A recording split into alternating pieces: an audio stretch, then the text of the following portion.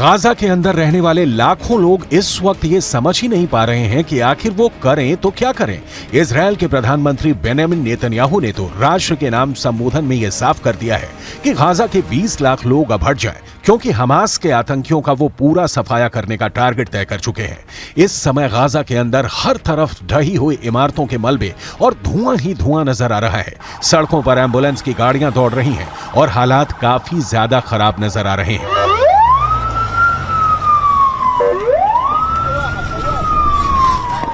जहां भी हमले हो रहे हैं वहां पर फिलिस्तीनी लोगों की भीड़ जुटकर पूरा मंजर देखकर कांप रही है।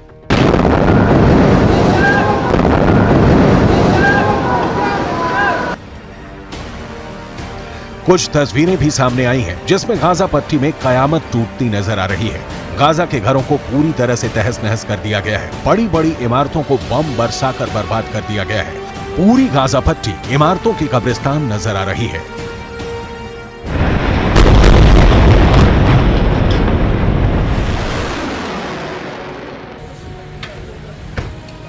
गाजा के अंदर कोहराम मचा हुआ है। लाशों पर लाशें गिर रही हैं। लोग रोते हुए नजर आ रहे हैं। लाशों को सफेद कफन में ले जाया जा रहा है।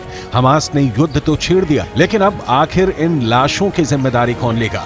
इजरायल की सेना के प्रवक्ता ने तो पहले ही साफ कर दिया है कि यह हमला फिलिस्तीन ने शुरू किया है, इसलिए अब गाजा के अंदर गिरने वाली हर लाश की जिम्मेदारी भी हमास को ही उठानी पड़ेगी।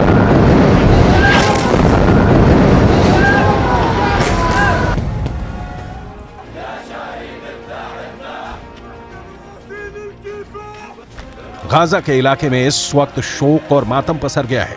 मरे हुए लोगों के शव यात्राएं निकाली जा रही हैं।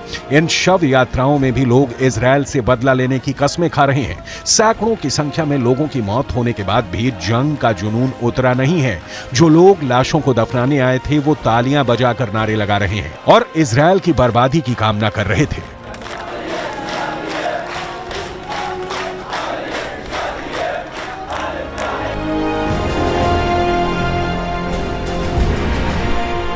दूसरी तरफ इजरायल ने भी अपने टैंक युद्ध भूमि में उतार दिए हैं। शनिवार को जब हमास के आतंकियों ने इजरायल पर हमला किया था तो न सिर्फ इजरायल के टैंकों को नष्ट किया था, बल्कि उन पर चढ़कर जश्न भी मनाया था।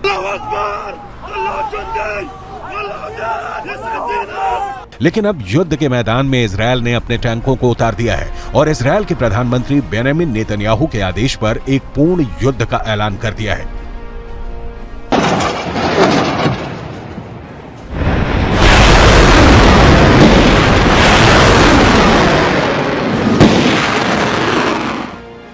इतना खतरनाक युद्ध शुरू हो चुका है, लेकिन इसके बावजूद भी ईरान के अंदर जश्न मनाया जा रहा है। शनिवार की सुबह जब हमास का बेहद सफल हमला हुआ तो उसके बाद ईरान के अंदर भी कट्टरपंथियों ने शाम के वक्त खूब आतिशबाजी की है, जो ईरान और इजरायल के बीच मौजूद नफरत को दिखाता है।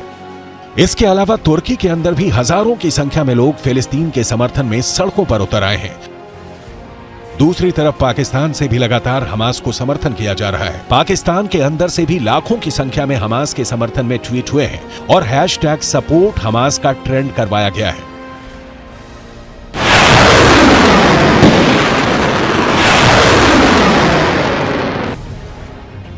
दावे ये किए जा रहे हैं कि अब इजरायल के अंदर 600 से ज्यादा लोग मारे जा चुके हैं। अब सवाल उठता है कि आखिर आयरन डोम इजरायल के लोगों की रक्षा क्यों नहीं कर पाया। इस पर आईडीएफ के प्रवक्ता की तरफ से एक बयान जारी किया गया है जिसमें आयरन डोम को धन्यवाद बोला गया है। साथ ही ये कहा गया है कि अगर आयरन डोम ना होता तो ये मौत का आंकड़ा और ज्यादा हो गया होता।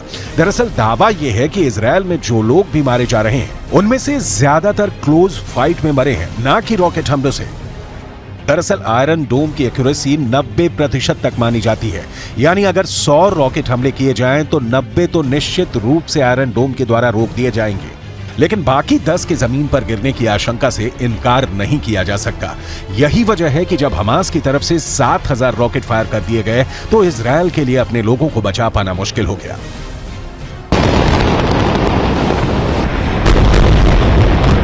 Thanks to the Iron Dome, we have not sustained tremendous casualties from the rockets that have been fired. The overwhelming majority of the casualties that we have sustained have been from close contact fighting, or rather executions and cold-blooded killings of Israeli civilians and soldiers by Hamas terror. कुल मिलाकर Israel और Hamas के बीच चल रही ये जंग अब कई हफ्तों तक चलने वाली है। ना ही इजरायल अब झुकने को तैयार है और ना ही हमास, और ऐसे में अब शांति समझौते की कोई उम्मीद दूर दूर तक नजर नहीं आती है।